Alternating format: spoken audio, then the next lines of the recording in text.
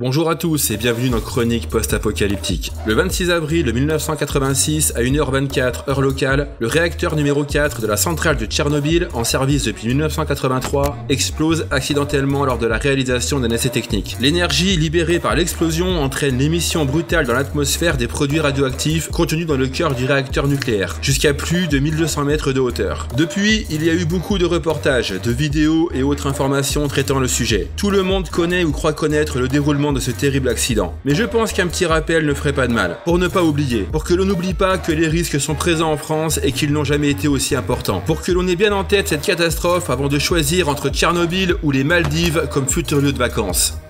Générique.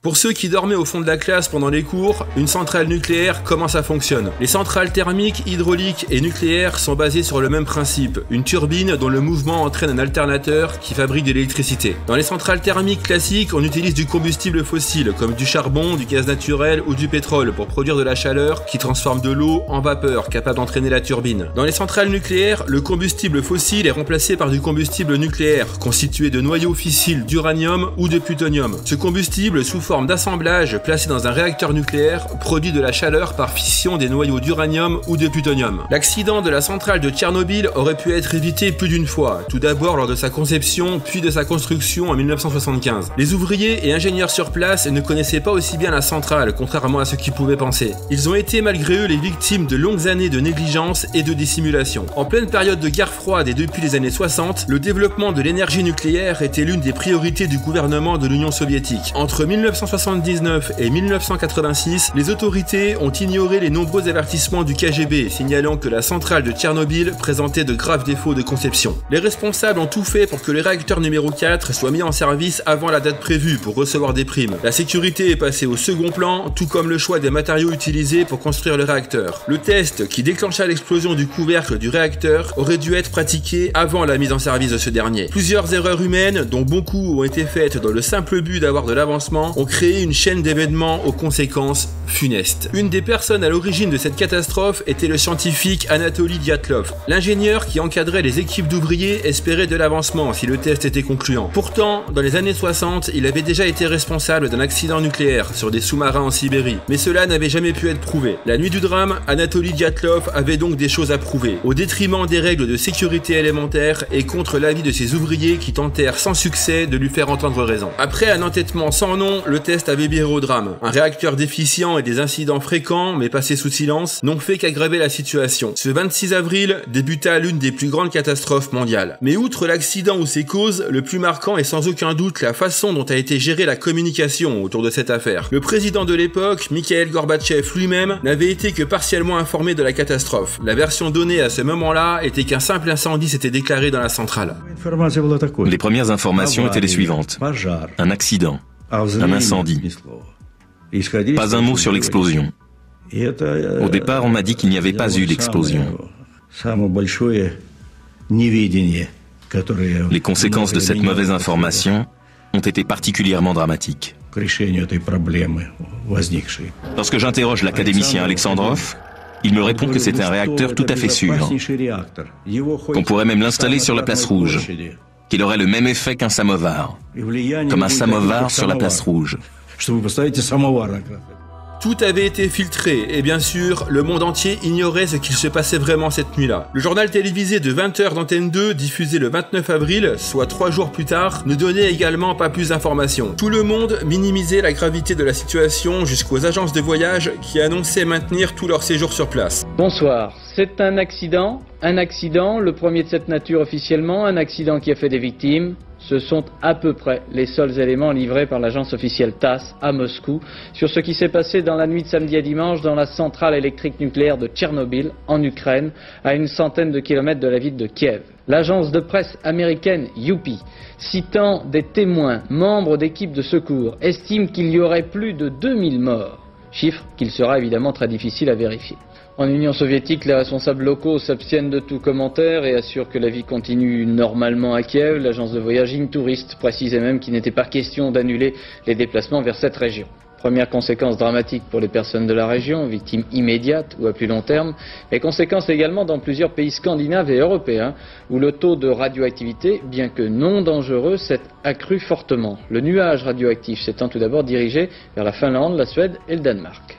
Les taux de radioactivité mesurés sont impressionnants dans tous les pays scandinaves, jusqu'à 10 fois supérieurs à la normale, toutefois pas jugés dangereux. Aujourd'hui, 3 jours après l'accident et toujours au gré des vents, ce nuage radioactif, perdant malgré tout de l'intensité, se dirige vers l'Allemagne et le nord de l'Europe, là encore sans risque réel. Le commissaire à l'environnement de la Communauté économique européenne a accusé aujourd'hui l'Union soviétique d'avoir enfreint ses devoirs vis-à-vis du droit international. Et puis le gouvernement danois a jugé inacceptable l'attitude de l'URSS qui n'a pas averti les pays voisins de l'accident nucléaire survenu dans sa centrale Tchernobyl.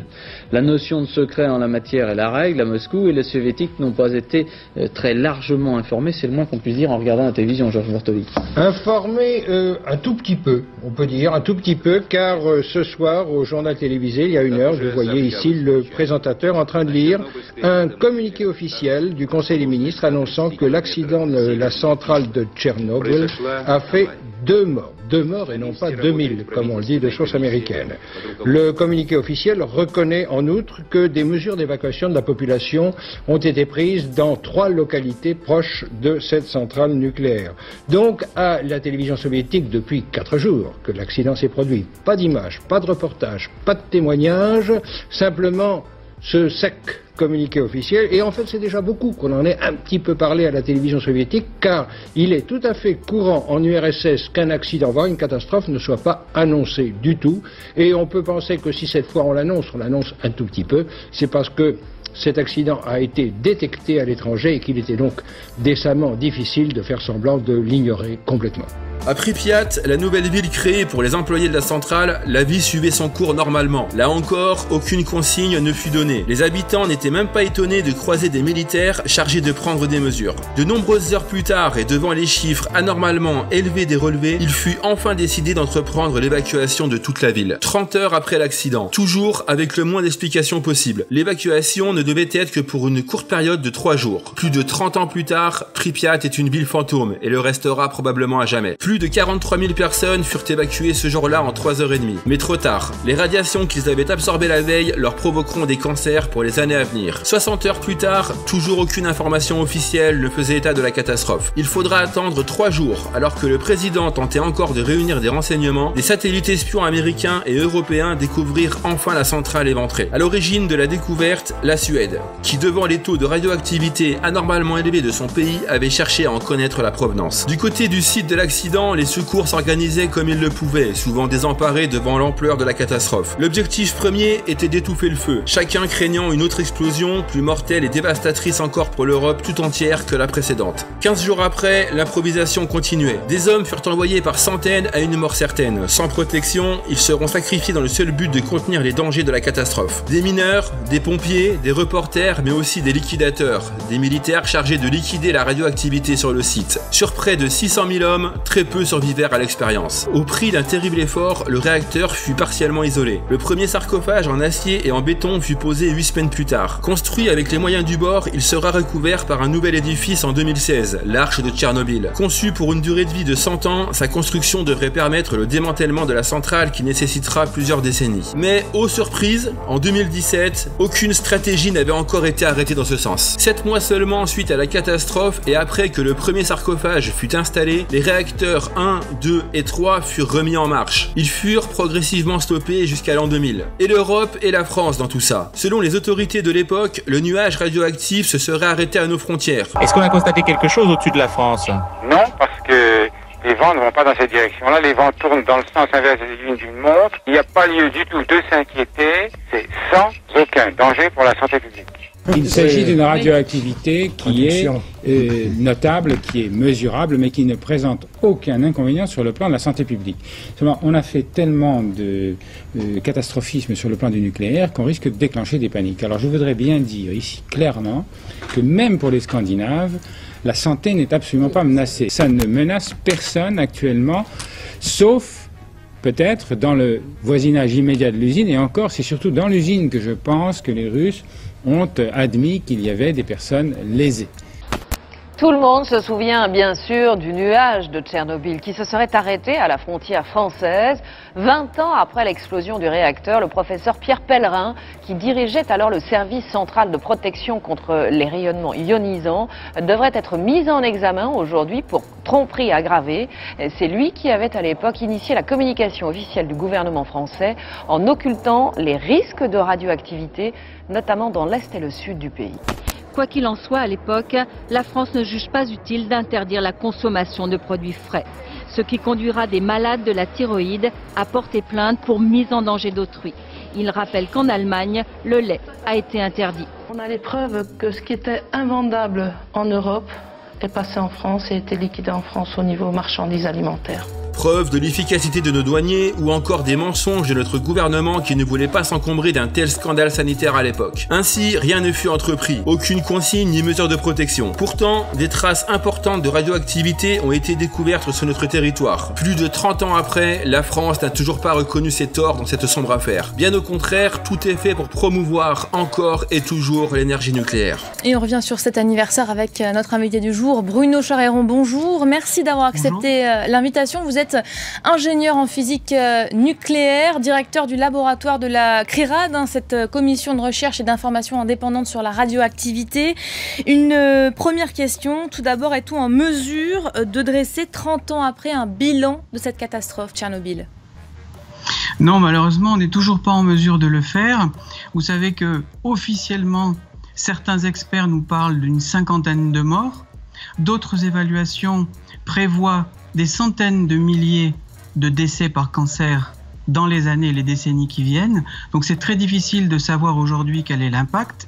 Il y a une certitude sur la recrudescence des cancers de la thyroïde chez les enfants. Il y a une certitude sur un excès de leucémie, de cancer du sein chez certaines personnes qui ont été des liquidateurs. Il y a une certitude aussi sur la recrudescence de cataractes, mais on n'a pas aujourd'hui un bilan complet et on n'aura probablement jamais un bilan exhaustif des conséquences de Tchernobyl, que ce soit en Biélorussie, Ukraine, Russie, ou que ce soit à l'échelle mondiale et jusqu'en France, tout simplement parce qu'il n'y a pas d'études suffisamment pointues pour établir les conséquences. Et il faut voir que de ce point de vue, l'Agence internationale de l'énergie atomique, qui est là pour promouvoir l'énergie nucléaire, a mis la main sur de très nombreux travaux scientifiques de façon à contrôler les résultats des études épidémiologiques. Elle l'a fait pour Tchernobyl, elle est en train de le faire pour Fukushima. Iriez-vous jusqu'à dire qu'il y a aujourd'hui une volonté toujours réelle des pouvoirs publics, alors pour les pouvoirs français, on va en reparler dans un instant, mais les pouvoirs publics des régions directement concernées de dissimuler les conséquences, même 30 ans après? On entendait dans le reportage des médecins, des chercheurs parler de symptômes psychosomatiques. J'imagine que ça vous fait doucement rire. Mais bien sûr, depuis le début de la catastrophe, les experts officiels, ceux de l'AIEA et d'autres organismes internationaux, ont commencé par nous dire qu'il n'y aurait pas de conséquences sanitaires. C'était pour eux un présupposé initial. Il a fallu quelques années pour que devant l'épidémie de cancer de la thyroïde chez les personnes jeunes, les instances internationales reconnaissent enfin au moins la réalité de la recrudescence des pathologies thyroïdiennes. Il faut se rappeler qu'il y a un accord de 1959 qui lie l'Agence internationale de l'énergie atomique et l'Organisation mondiale de la santé. C'est-à-dire que les organismes qui sont censés établir l'impact des radiations sont en réalité sous le contrôle des organismes qui sont censés promouvoir l'énergie nucléaire. Donc on n'est pas en situation où les chercheurs indépendants ont les moyens de faire un travail d'analyse scientifique approfondi. Certains vont même jusqu'à s'inquiéter de l'influence très forte et grandissante des lobbies nucléaires. Quel est leur champ d'action aujourd'hui ?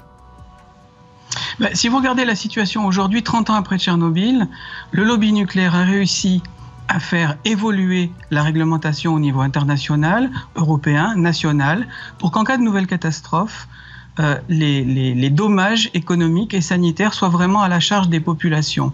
Premièrement, une récente directive Euratom, qui sera obligatoire d'application dans les États membres en 2018, prévoit qu'en cas de nouvelle contamination, on n'aura pas à évacuer les gens vivant sur des territoires où la radioactivité est 20 fois supérieure à la dose maximale annuelle admissible que l'on considérait jusqu'alors. Deuxièmement, il y a quelques semaines, un règlement européen vient de décider qu'en cas de nouvelle catastrophe, les normes sur la contamination des aliments seront les mêmes que celles qui étaient en vigueur en 1987-1990, alors que depuis, on sait que les radiations ont un effet 10 fois plus important que ce qu'on connaissait à l'époque. Pour parler de la France...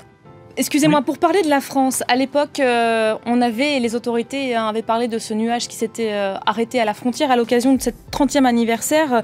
Vous, la CRIRAD, publiez un communiqué et estimez que du césium 137 émis par la centrale de Tchernobyl est toujours présent dans des sols d'Alsace et de Rhône-Alpes. C'est effrayant. Quel est le constat pour la France aujourd'hui ? Alors la France a été très touchée, vous le savez, par les retombées de Tchernobyl, en particulier le Grand Est, de la Corse jusqu'à l'Alsace, où on a mesuré des niveaux de retombées en césium 137 de plus de 10 000 becquerels par mètre carré, plus de 30 000 becquerels par mètre carré. Et avec ce césium 137, à l'époque, il y avait de l'iode 131 en quantité 5 à 10 fois plus importante et qui a conduit en France à des doses de radiation à la thyroïde, en particulier chez les jeunes enfants de groupes à risque, je pense en particulier par exemple à la Corse, des doses de radiation qui dépassaient les limites sanitaires en vigueur à l'époque en France. Pourtant, le service central de protection contre les rayonnements ionisants, dirigé à l'époque par le professeur Pellerin, n'a pas jugé utile de nous informer et de nous protéger. La France est un des rares pays en Europe où il n'y a eu aucune mesure de protection, pas de retrait de certains produits laitiers, de certains légumes pourtant fortement contaminés, pas de distribution de pastilles d'iode. Ce qui s'est passé en France, ce mensonge d'État, est un véritable scandale et ce que nous attendons à la CRIRAD 30 ans après, c'est que l'État français reconnaisse qu'en 1986, en France, il aurait fallu prendre des mesures de protection en application de la réglementation qui était en vigueur à cette époque. Ça n'a pas été fait. Concernant l'avenir, pardonnez-moi, on est assez pris par le temps. Ce vieux débat de la question de la sécurité des centrales françaises, un accident nucléaire majeur ne peut pas être exclu en France. C'est le président de l'autorité de sûreté nucléaire qui a dit ça. Ça ne nous rassure pas vraiment. Votre avis là-dessus ? Honnêtement, à la CRIRAD, on est de plus en plus inquiet par rapport à l'évolution de la situation en France. Il faut savoir que le parc nucléaire, évidemment, est vieillissant. EDF et Areva ont des problèmes financiers. Les travailleurs des installations nucléaires et les sous-traitants sont eux-mêmes très inquiets, travaillent dans des conditions difficiles, s'en plaignent, et on est vraiment dans une situation qui est inquiétante aujourd'hui en France. Plus de 30 ans après donc, aucun bilan officiel n'est disponible. En termes de chiffres, toutes les études se contredisent. Néanmoins, il serait annoncé 985 000 décès, 150 000 km² de terre contaminée et un coût financier allant de 18 milliards de dollars selon l'Union soviétique à 1000 milliards selon Greenpeace France. En 1996, l'ONU déclarait que 9 millions d'adultes et 2 millions d'enfants souffriraient des conséquences de Tchernobyl. Et est-ce que c'est tout, me diriez-vous? Eh bien hélas, non. 30 ans plus tard, le site de la catastrophe est devenu un site de visite à la mode. Alors attention, je n'ai strictement rien contre les personnes qui se rendent sur place à titre scientifique, d'information ou d'hommage. Mais dans le cas qui nous intéresse, l'enjeu n'est plus vraiment là.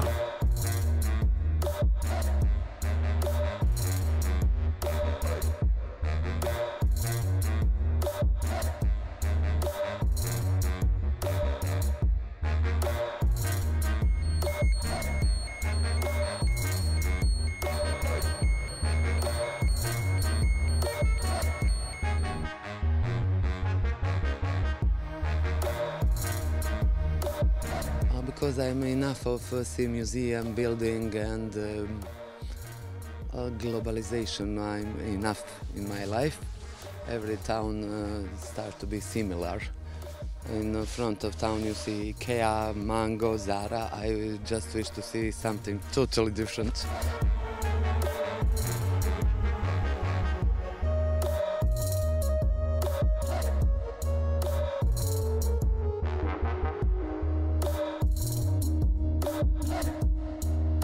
Des agences spécialisées proposent un circuit complet où tout est compris. Hôtel, visites et restaurants pour une somme assez modique. Selon un témoignage d'une touriste, la zone d'exclusion de Tchernobyl est un endroit incroyable et les visites de groupe de sont très arrangeantes. Tu m'étonnes, il n'y a pas de petit profit. Je souhaiterais juste que tous ceux qui vont là-bas parce que c'est la mode et qui se sont lassés des autres sites classiques repartent avec un bon coup de chaud radioactif. Au moins, ça aurait le mérite de bien rendre sur leur selfie à la con. Aujourd'hui, la catastrophe de Tchernobyl et ses leçons semblent s'effacer peu à peu de nos mémoires. Et tout ceci, ce cirque touristique pseudo-devoir de mémoire, m'écœure franchement. Ah oui, au fait, j'avais oublié. Sur le site proposant la visite incontournable, l'expérience ultime, 1% du prix des visites est reversée à l'association Tchernobyl Babouchka. C'est bien. Louons les efforts du service marketing de l'organisateur de voyage dont je tairai le nom dans cette chronique. Cette vidéo, première du nom de la saison 2 et de cette nouvelle année, se termine. Je souhaiterais remercier tous ceux qui me suivent depuis ces quelques mois. Merci donc à vous. Si vous voulez soutenir la chaîne, n'hésitez pas à liker, partager et à vous abonner si ce n'est pas déjà fait. N'hésitez pas également à me suivre sur les différents réseaux sociaux. Tous les liens sont disponibles dans la description. Comme d'habitude, je vous retrouve le mois prochain pour une nouvelle vidéo